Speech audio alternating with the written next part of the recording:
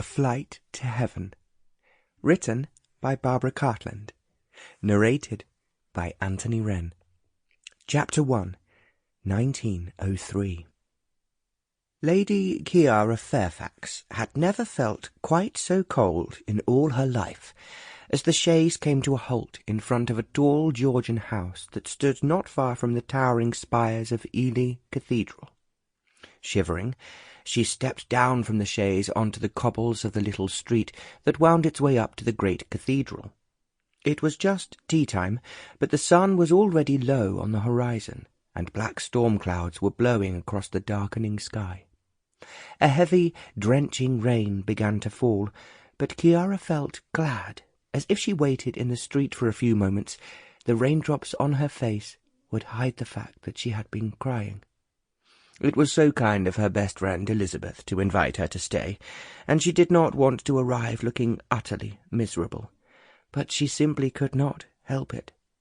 All through the long drive from her home, Rensham Hall in Norfolk, she could not forget that her darling papa was dead, and that her mamma had sent her away, telling her, "Chiara, my angel, I cannot bear to see you looking so sad.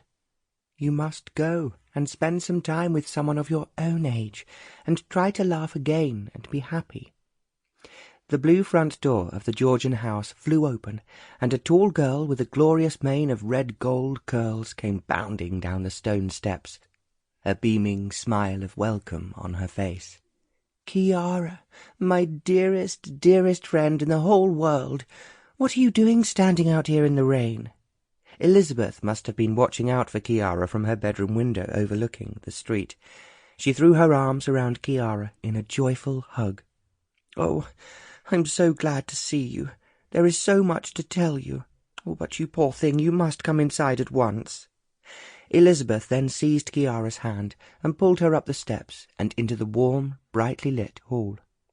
"I did not think that I would be seeing you again so soon," she said, as she helped Chiara out of her damp cloak and led her into the parlour.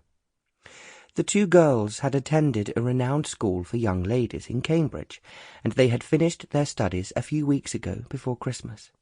"I just wish it was not such a sad reason that brings you here," Elizabeth said, her bright face suddenly worried. "I know how much you loved your papa."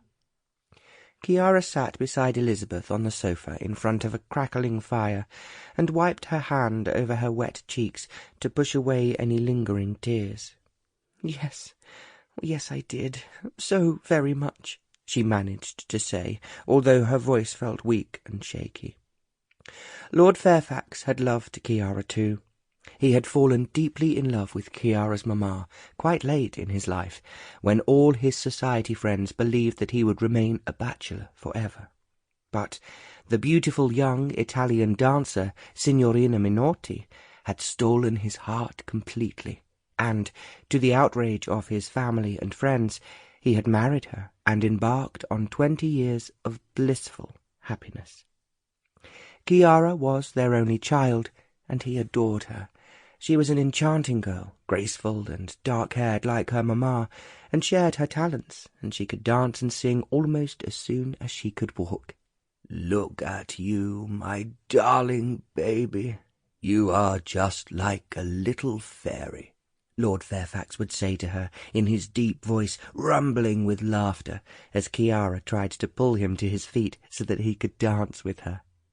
"Well, I never, baby Chiara," he would exclaim, as he balanced precariously on one foot and raised the other in the air in imitation of his daughter. "Who would think to see an old gentleman like myself taking part in a ballet?" But that was a long time ago. Chiara was 17 now, quite grown up, and due to be presented at court later in the year, and her dear papa was no more. Elizabeth reached out and took Chiara's hand. "Poor Chiara," she sighed. "We will do everything we can to make you comfortable here. Sit by the fire and get warm, and I will go and see about tea." "Oh, Elizabeth, you are so kind," Chiara murmured, as her friend leapt up from the sofa. "But wait. You said you had something to tell me. Whatever is it?" Elizabeth's cheeks flushed softly pink. Oh, Sample complete. Ready to continue?